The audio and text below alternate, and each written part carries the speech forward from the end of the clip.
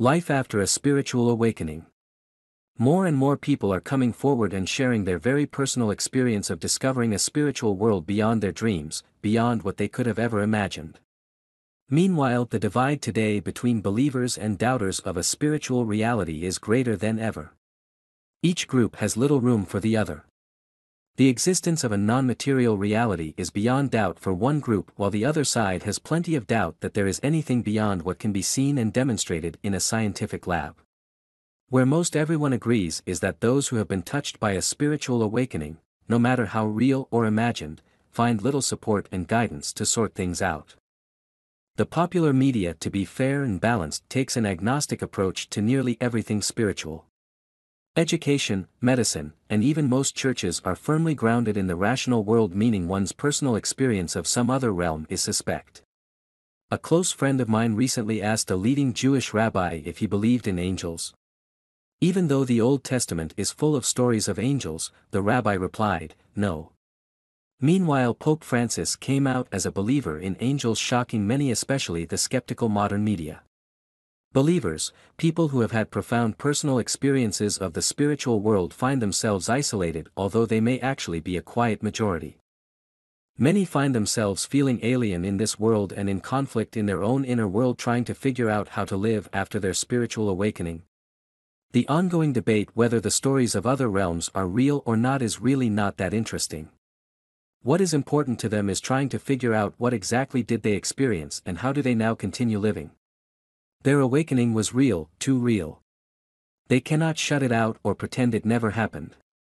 They are too deeply touched as they try to manage their new inner life with the ordinary outer life they knew before. The spiritual realm and material world most discover are far apart, so very different. Spiritual awakening opens a door to a place of no boundaries. Awareness finds itself spreading forever in a warm and very accepting space. Meanwhile, we are living in a world full of boundaries. From personal boundaries to international borders, our everyday world is all about boundaries.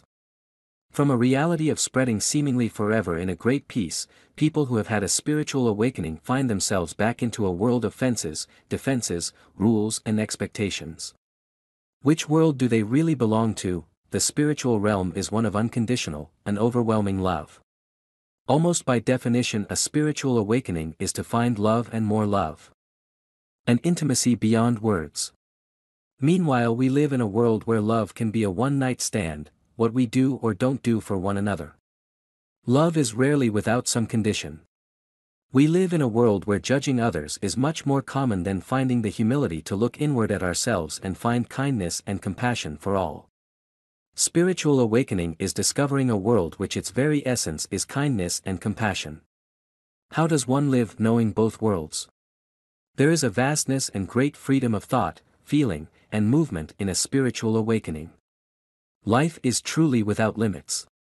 But once back in our normal world, life feels very confining with few choices.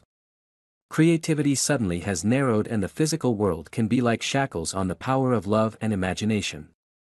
There is such a big difference between the expansive spiritual experience and being confined to all the rules and limits of normal living. A practical life of thinking and doing can be so contrary to a world of fiery beauty and simply being. Awareness set free in a spiritual awakening is challenged and feels compromised, coming back where it is much just getting through the chores of the day. What has happened to the vastness, the infinite freedom? During a spiritual awakening, many realize they are the center of the universe and the universe is centered in them. This is not one's ego shouting from a mountaintop, but exactly the opposite. They are humbled by the love as it unfolds and continues unfolding from the very center of their being. Spirituality grows inside as the universe opens within, stretching out more and more, spreading forever, beyond planets and stars. Back in our everyday world, life is centered around who has authority, the loudest voice in the room, anything or one who gets our attention. More often than not, we feel as a victim of events and not the creator. This is what is most difficult for people who have had a spiritual experience to try to explain. We create and choose our own reality.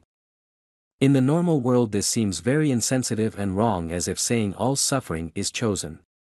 But in the spiritual realm, after finding such a large universe of unlimited being, in context of this vast self, the parts of life which include suffering are seen in a different perspective. In the non-material realm, there is no time, no hurry, no getting to or returning from. Timelessness is when minutes can be hours. What seemed like eternity may have been just seconds. Awareness so full in each moment, time ceases to exist. Coming back to this world, everything revolves around the calendar, appointments and meetings.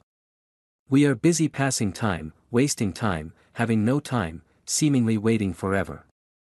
We are concerned not only with how soon or how late we are but also how much and how little there is. In the spiritual reality, everything is so very present, nothing is missing. Life is more than complete. The spiritual world is wonderfully whole. All answers are present and seemingly any and everything we could want is already given. Awareness is happy and full in and of itself. When God is so present, how can there be time, need, or anything separate?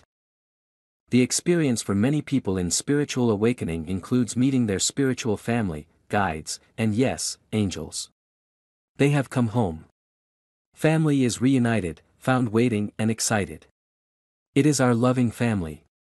Grumpy Grandpa and everyone else are now awakened. There is no desire to run away from home but exactly the opposite. We have finally come home and we do not want to leave.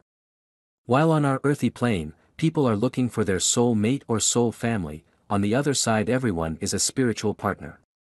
How does one live in the normal world after reuniting with family, finding the true meaning of relationships? The two worlds are so different. The experience of eternity can make the demands of everyday life seem superficial and without meaning.